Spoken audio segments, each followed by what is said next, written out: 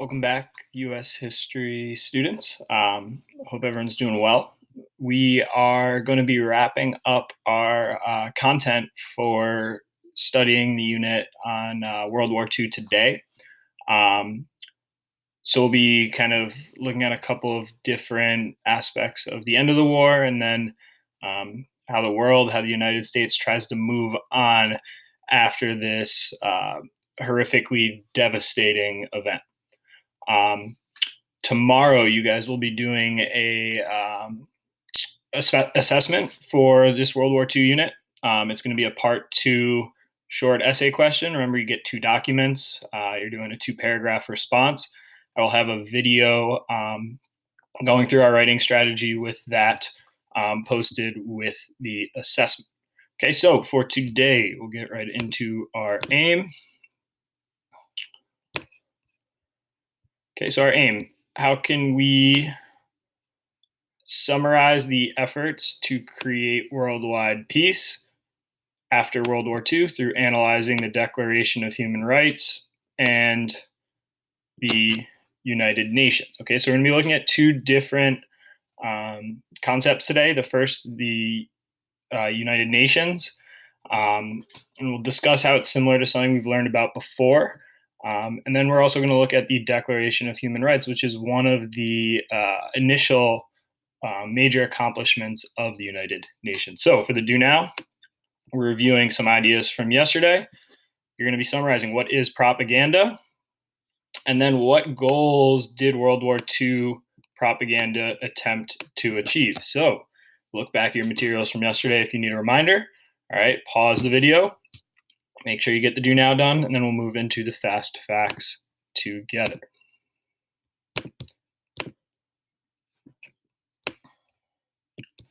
Okay, so our fast facts for today, and it's going to be a little bit of a combination of material we've learned about already and what we will be introducing today. So, reminder, the Allies are victorious in Europe in 1945 when Germany surrenders. So as we've talked about before, World War II is a 2-front war. There's fighting going on in Europe. There's also what's called the Pacific Theater. Okay, so just because Germany surrenders in 1945, that does not end World War II. Okay, so bullet 2 addresses that. So even though Germany and Italy surrender, Japan continues to fight in this Pacific front. Okay, so the Allies are able to shift their focus to the Pacific front. They were previously fighting on 2 fronts. And America is now focusing pretty much wholly on that Pacific theater. And one of the major questions surrounding this Pacific theater is how long is World War II going to drag on? All right, FDR was elected to his 4th term. Very early on into that term, he passes away. So you see his vice president, Harry Truman, takes over, and Truman is faced with a predicament. And that predicament is, does he want to send American and Allied troops into a land invasion of Japan, or is there another alternative to try to end this war? So what Truman decides is in an attempt to limit that loss of American lives, Truman chooses to drop 2 atomic bombs on Japan. So we see these bombs being dropped in Hiroshima and Nagasaki. Okay, so Truman makes the argument that his job as president is to protect American lives. And he sees the alternative of that land invasion of Japan as using the atomic bombs, and he makes this decision. Okay, as a result of the use of the atomic bombs, the Japanese surrender and the Pacific front closes with the Allies victorious in World War II. We see that in the aftermath of World War II, the U.S. emerges as even more of a world leader. We talked about post-World War I, the U.S. starts that kind of ascent as a world leader. Post-World War II, the U.S. is really one of 2 world leaders, and we'll talk about the other country, the Soviet Union, in our next unit. we see the United Nations is also established as a peacekeeping organization. All right, we will see that the United Nations is created in a very similar vein to the League of Nations after World War I. We've learned about this before. The problem that the League of Nations runs into, of course, is that the United States Congress refuses to enter this organization. They're fearful of these long-term alliances. They're fearful that it will pull the U.S. into war. The League of Nations struggles to really have much power. World War II breaks out and the League of Nations fails.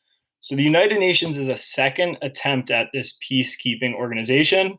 One major change, the U.S. enters the United Nations, and we still see the UN in existence today, working as trying to be a peacekeeping organization.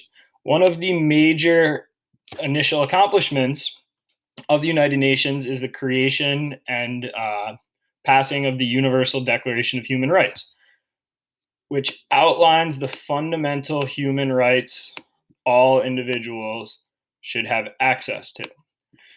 One of the things that's important to understand about the Universal Declaration of Human Rights, though, is a lot of countries still run into human rights violations, human rights issues. So one of the kind of complaints about the UN is that sometimes they might lack the authority or the ability to actually intervene when human rights are being violated. That being said, this is still a groundbreaking document and really kind of is foreshadowing of where the world is trying to go post World War II.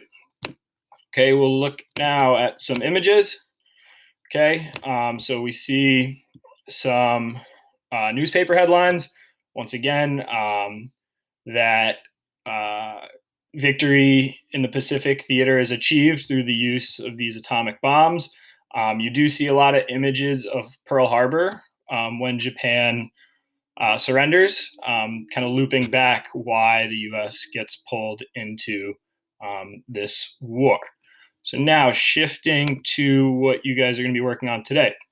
All right, so the first thing you're going to be doing is looking at this article written by the New York Times that talks about the construction of the United Nations. Remember, we're going to be reading those questions first, turn those questions into sentence starters, and identify the information in the text that answers those questions. And something students were doing with their work that was great was they were highlighting their answers right in the text. So you see this pen on the top, it says highlight color. Click yellow, and now it's highlighted. So I know usually in class we underline, we annotate. You can highlight the material still, even through Google Docs. Okay, when you're done with that, you're then going to be looking at a primary source talking about that Universal Declaration of Human Rights. It's a speech given by Eleanor Roosevelt, the wife of FDR, who is a major figure in spearheading this movement for universal human rights. Same strategy as before. All right, you've got your questions down here. Work back to the text. Highlight information that responds to it, pull it out, and plug it in. To conclude, you do have a summary task. Okay, you're going to be answering both bullets in a body paragraph, right? Topic sentence to introduce it, answer the task, evidence from the documents that support it, analysis, move on to the other task. Okay, this is the last day of content for World War II. Okay, if you have any questions, concerns about any other previous material, feel free to reach out. I'm available over email. You can reach out through Google Classroom, but I'm always here to help. All right, hope you guys are doing well. Speak with you.